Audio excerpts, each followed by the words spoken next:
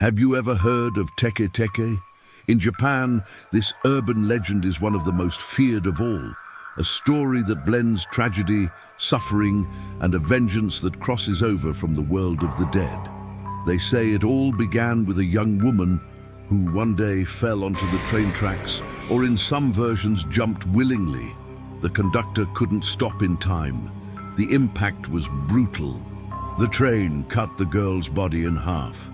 She died instantly, or at least that's what people thought, but it didn't take long for reports to start appearing.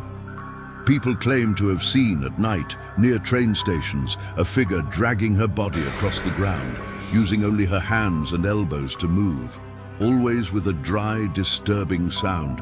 Teke, teke, teke. It was the sound of bones scraping against the asphalt. That sound gave the spirit its name, Teke Teke. She's described as the upper half of a woman.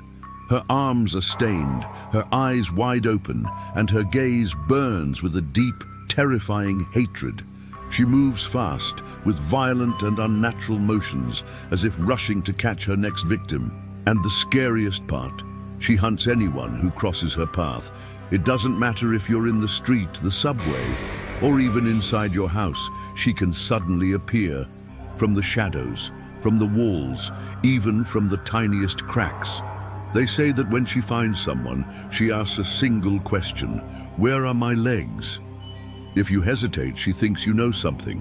So she gets closer, and if you try to run, she becomes even more aggressive. And if you answer wrong, she attacks you without mercy, just like what happened to her. It's believed that Teke Teke is doomed to wander forever, searching for the legs she lost and making others feel the same pain. Some versions say that if you hear the sound Teke Teke behind you, run as fast as you can, but be careful. She's faster than she looks. This legend spread so widely in Japan that many schools warn students not to walk alone at night, especially near abandoned train stations. There are many stories like this one in Japan, stories of restless spirits who died tragically and whose souls are stuck on earth, causing them to seek revenge on those who, like them, have suffered a violent death. Sometimes these spirits appear as old women who ask to be taken to the hospital because they feel sick, only to attack their unsuspecting victims. In other cases, they appear as children begging for help, or even as animals that seem lost or friendly, but end up attacking. But why does the story of Teke Teke persist? What makes this vengeful spirit continue to terrify those who hear her footsteps in the dark? Perhaps it's because this story touches on one of our deepest fears, the fear of losing control over our own bodies. Imagine waking up one morning to find out that you've been cut in half, that your legs are gone, and that you're trapped in a world where you can only move around by dragging yourself along the floor.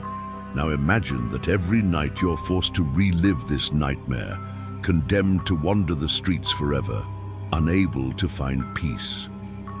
The story of Teke Teke reminds us of the fragility of life and the importance of cherishing every moment, because we never know what might happen to us next. It also teaches us the power of empathy and compassion, because no matter how dark the story may seem, the truth is that the main character didn't deserve such a cruel fate. And maybe that's why she seeks revenge on those who remind her of her own suffering. In the end, the story of Teke Teke is a reminder that in life, we should always be kind and helpful to others, because we don't know what battles they may be facing. And would you be able to stay calm if you heard the sound Teke Teke coming from the darkness? Or would you rather run away terrified, hoping to escape the vengeful spirit? Share your thoughts. We look forward to hearing from you, and thanks for watching.